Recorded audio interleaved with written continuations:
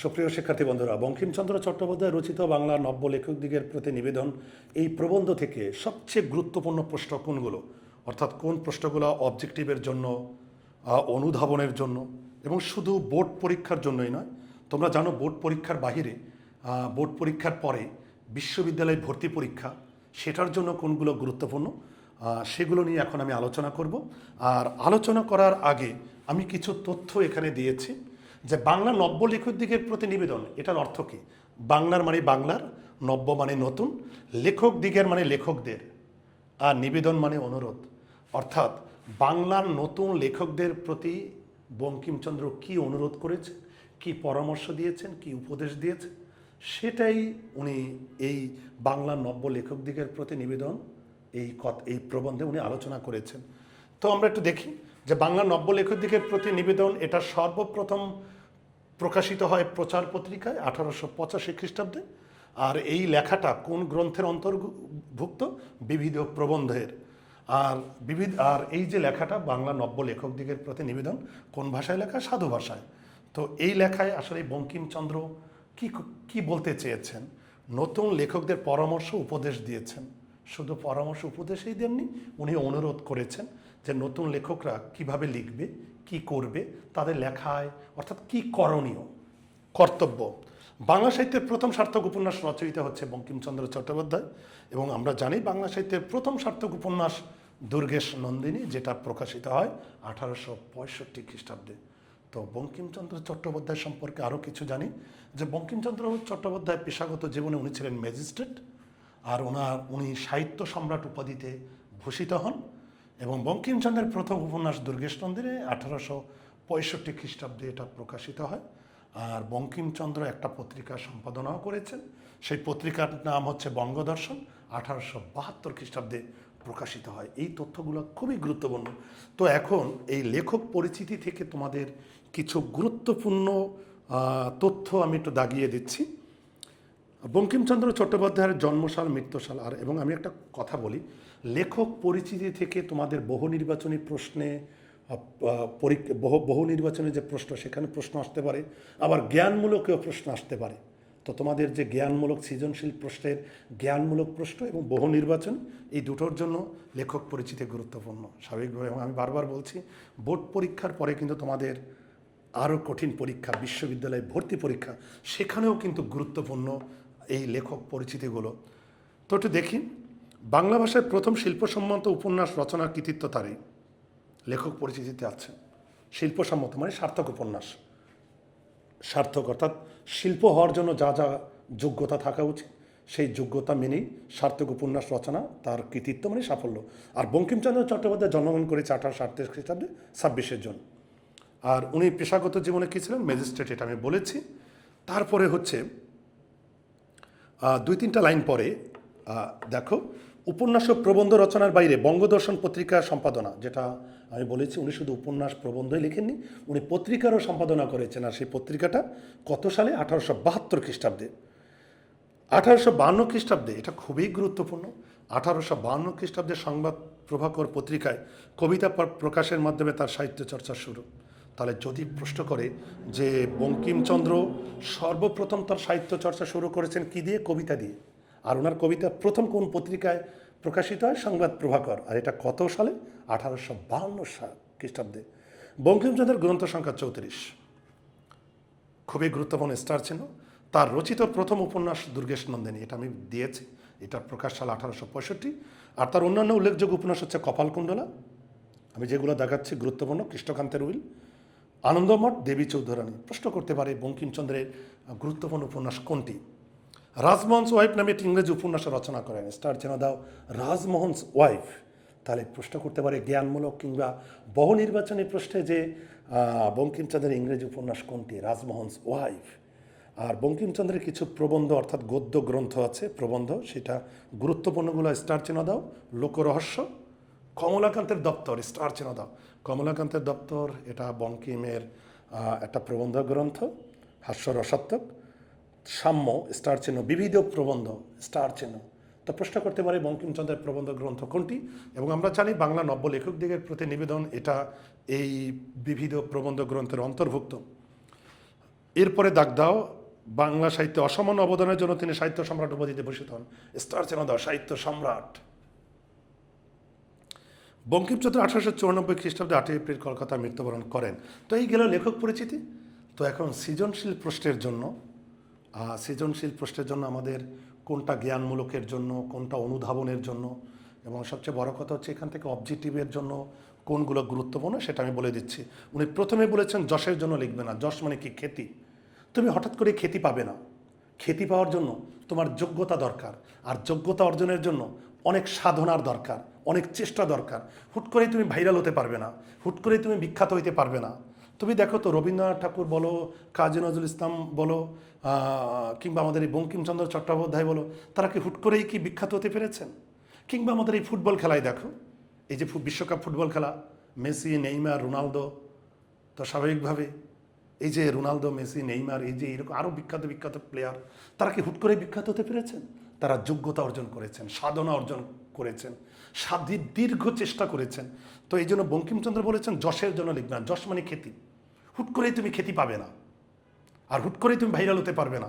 এটার জন্য অনেক যোগ্যতা দরকার, অভিজ্ঞতা দরকার, দক্ষতা দরকার, আর এইগুলোর মিলে অনেক সময় লাগবে।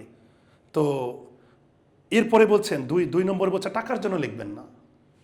হুট করেই তুমি টাকা উপার্জন করতে পারবে না, হুট করেই তুমি ডলার কামাইতে পারবে না। হ্যাঁ, টাকা দরকার, জীবনের জন্য টাকা প্রয়োজন আছে।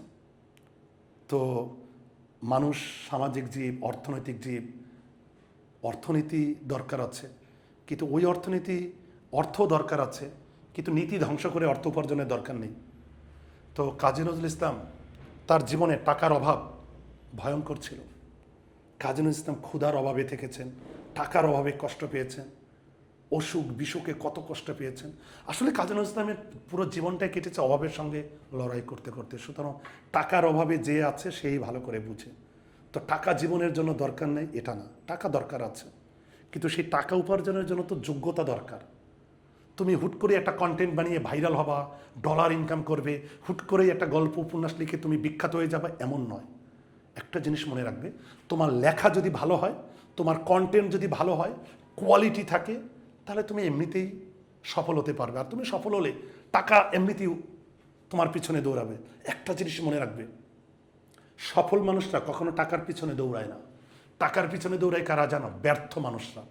আগে তুমি সফল হও, আগে তুমি সফল হও, আর সফলতার জন্য যোগ্যতার দরকার। তুমি যোগ্যতা অর্জন করো, তুমি সফল হও, তোমার পিছনে টাকা দৌড়াবে। আর তোমার যোগ্যতা নাই, কিন্তু সারা জীবন টাকার পিছনে দৌড়াচ্ছ, কোনোদিনই তুমি টাকা উপার্জন করতে পারবে না। তো বঙ্কিমচন্দ্র এই কথাই বলছেন যে হুট করেই তুমি টাকা উপার্জন করতে যেও না। টাকা দরকার আছে, টাকাটাকে আমরা অস্বীকার করি না, কিন্তু টাকা উপার্জনের জন্য তো যোগ্যতা দরকার, দক্ষতা দরকার, অভিজ্ঞতা দরকার। তো এরপরে হচ্ছে উনি বলেছেন, যদি মনে এমন বুঝতে পারো লিখিয়া দেশের বা মনুষ্য জাতির কিছু মঙ্গল সাধন করিতে পারে, তবে এই সৌন্দর্য সৃষ্টি করতে অবশ্যই লিখবেন। অর্থাৎ এখানে দুইটা শব্দের উপর গুরুত্ব দিয়েছেন, একটা হচ্ছে মানুষের কল্যাণ, আর একটা হচ্ছে সৌন্দর্য সৃষ্টি। তো তুমি যেটা লিখবে আগে চিন্তা করো যে আমার এই লেখাটার মধ্যে দিয়ে মানুষের উপকার হবে কিনা, মানুষের কল্যাণ হবে কিনা, বা আমার এই লেখাটার মধ্যে সৌন্দর্য আছে কিনা। তুমি আগে চিন্তা করো। যদি তোমার লেখার মধ্যে সৌন্দর্য থাকে, যদি মানুষের কল্যাণ হয়, তোমার লেখা এমনিতেই বিখ্যাত হবে, তোমার কন্টেন্ট এমনিতেই ভাইরাল হবে। হয়তো সময় লাগবে। যারা অন্য উদ্দেশ্যে লিখেন তাদেরকে যাত্রাওয়ালা নিজ ব্যবসায়ী দিকে, নিজ মানে খারাপ ব্যবসায়ী, আর যাত্রাওয়ালা বলতে এখানে কটাক্ষ করেছেন। যদিও যাত্রা একসময় আমাদের বাঙালির একটা সুন্দর সোনালী সংস্কৃতি ছিল, কিন্তু একসময় সেই সংস্কৃতির মধ্যে অপসংস্কৃতি, নোংরামি ঢুকে যায়। তো সংস্কৃতি ভালো, কিন্তু সংস্কৃতিকে অপসংস্কৃতিতে কারা বানাই? আমরাই তো বানাই। আমরাই তো সংস্কৃতিকে অপসংস্কৃতিতে কনভার্ট করে দিই। তো যারা অন্য উদ্দেশ্যে লেখে, যারা অন্য উদ্দেশ্য কি টাকার ইনকামের ধান্দা, আমি বারবার বলছি টাকা ইনকামের জন্য যোগ্যতা দরকার। তুমি শর্টকাটে বড়লোক হইতে পারো না, তুমি শর্টকাটে ভাইরাল হতে পারো না। দক্ষতা দরকার, অভিজ্ঞতা দরকার। শর্টকাটে কোনো কিছুই ভালো না। তো আমরা পরিশ্রম ছাড়া, এই জন্য দেখবো আমরা সাহিত্য বানাই, সাহিত্যের মধ্যে নোংরামি দিয়ে দিই। আমরা কন্টেন্ট বানাই, কন্টেন্টের মধ্যে বাজে নেগেটিভিটি দিয়ে দিই। তো নেগেটিভ বিষয় নিয়ে, বাজে নোংরা বিষয় নিয়ে যদি তুমি সাহিত্য লিখো, কন্টেন্ট লিখো, তাহলে তুমি খারাপ ব্যবসায়ী, অসাধু ব্যবসায়ী। আর এদেরকে তুলনা করছে যাত্রাওয়ালার ব্যবসায়ীদের সঙ্গে। যাত্রালারাও এখন ওই যে যাত্রার মধ্যে খারাপ নেগেটিভিটি, নোংরা জিনিস বেশি দেয়, যেন মানুষ বেশি টিকিট কাটে। আর মানুষ যত বেশি টিকিট কাটবে, যত টিকিট বিক্রি হবে, তত টাকা ইনকাম যাত্রা ব্যবসায়ীদের। তো যাত্রা ব্যবসায়ীরা এখন সস্তাভাবে, সস্তা জনপ্রিয়তার জন্য, মানে টাকা ইনকামের জন্য ওই যাত্রার কাহিনীর মধ্যে অনেক নোংরা নোংরা বিষয় দিয়ে দেয়। আর এক শ্রেণীর ভক্তও আছে, পাঠকও আছে, দর্শকও আছে, যারা ওই মানে মনোরঞ্জনের জন্য, বিনোদনের জন্য ওই নোংরা বিষয়গুলো দেখে। আর যত মানুষ বেশি দেখবে, তত ভিউ, তত ব্যবসা, তত টাকা। এরপরে বঙ্কিম হচ্ছে, যাহা অসত্য, ধর্মবিরুদ্ধ, পরনিন্দা, পরপীড়ন বা স্বার্থসাধন যাহার উদ্দেশ্য, সে সকল প্রবন্ধ কখনো হিতকর হইতে পারে না। হিতকর মানে কল্যাণকর হইতে পারে না। যা অসত্য, তুমি কখনো মিথ্যা বিষয় নিয়ে সাহিত্য লিখবে না, কোনো মিথ্যা বিষয় নিয়ে কোনো কন্টেন্ট বানাবে না। ধর্মের বিরুদ্ধে কোনোদিন সাহিত্য লিখবে না।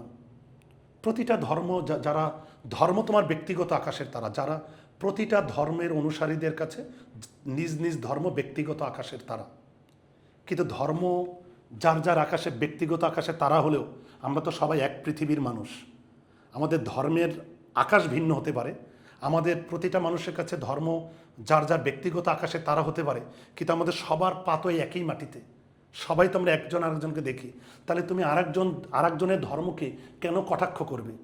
আরেকজনের ধর্মীয় অনুভূতিকে কেন তুমি কটাক্ষ করবে? নিজের ধর্মকে শ্রেষ্ঠ বানাতে গিয়ে আমরা আরেকজনের ধর্মকে কটাক্ষ করতে পারি না। ওই যে কাজী নজরুল ইসলাম বলেছেন না, যার নিজের ধর্মের বিশ্বাস আছে, সে কখনো আরেকজনের ধর্মের বিশ্বাস নিয়ে কটাক্ষ করতে পারে না।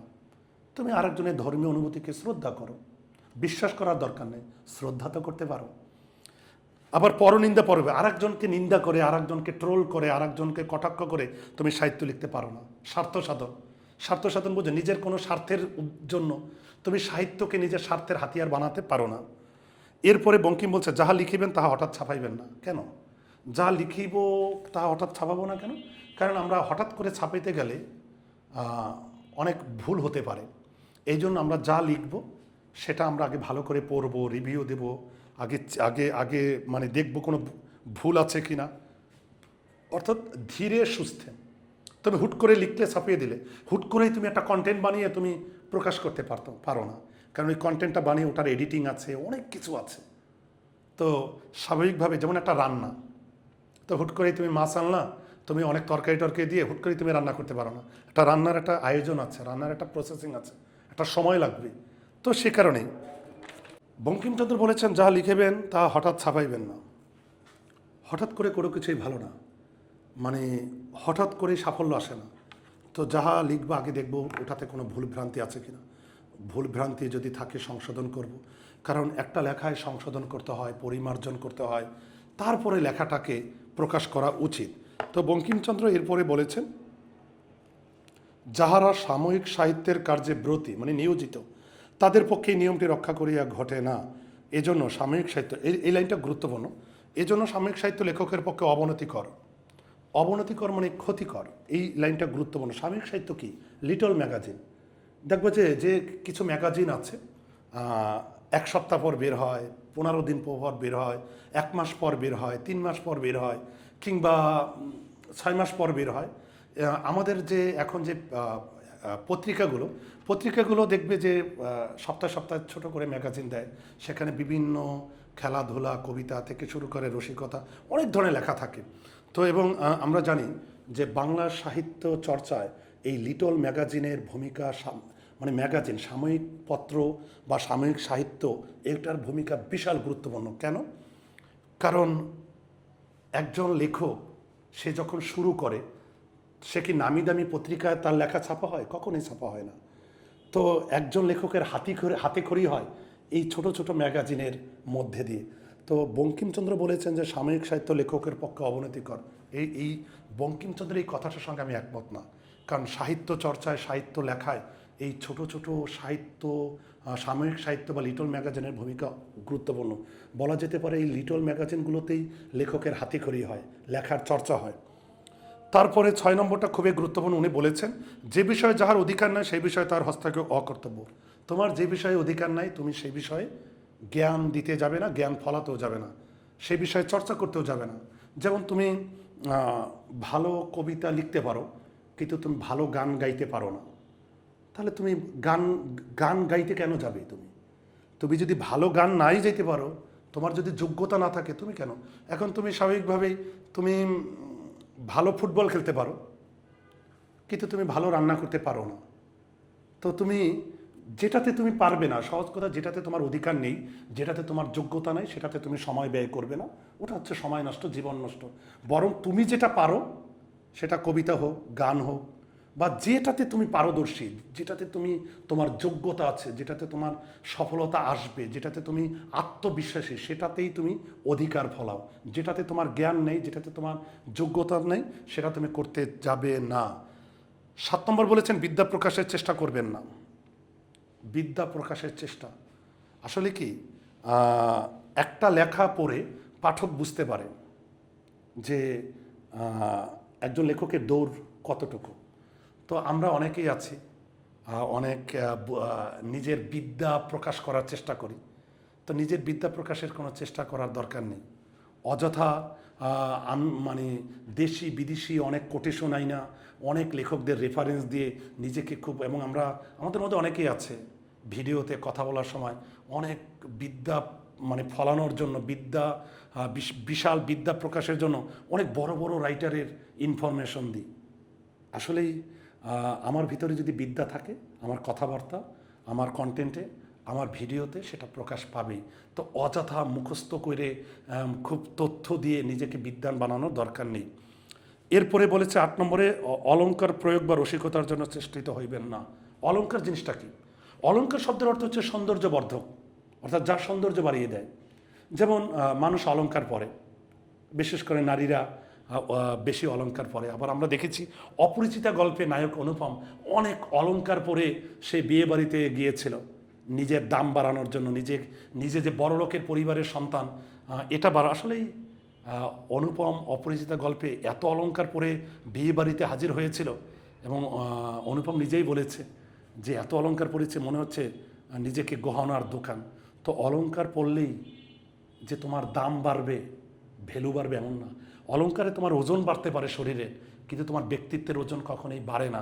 আসলে অলংকার হচ্ছে, বিশেষ করে নারীরা যে অলংকারগুলো পরে, অলংকার ছাড়াও নারী সুন্দর, কিন্তু অলংকার পরলে নারীকে একটু বিশেষ সুন্দর দেখায়।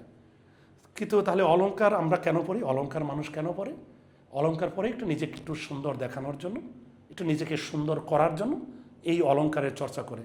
লেখায়ও এক ধরনের অলংকার আছে, সাহিত্য অলংকার আছে। সাহিত্যে এমন কিছু শব্দ আছে, এমন কিছু মানে সুন্দর মানে কি বলবো, সাহিত্যে এমন কিছু শব্দ আছে যেগুলো বাক্যে ব্যবহার করলে বাক্য সুন্দর হয়ে যায়। যেমন তুমি কাউকে বলেছো তুমি সুন্দর, এটা একটা নর্মাল বাক্য, সাধারণ বাক্য, আবেগহীন বাক্য, এখানে কোনো অলংকার নেই।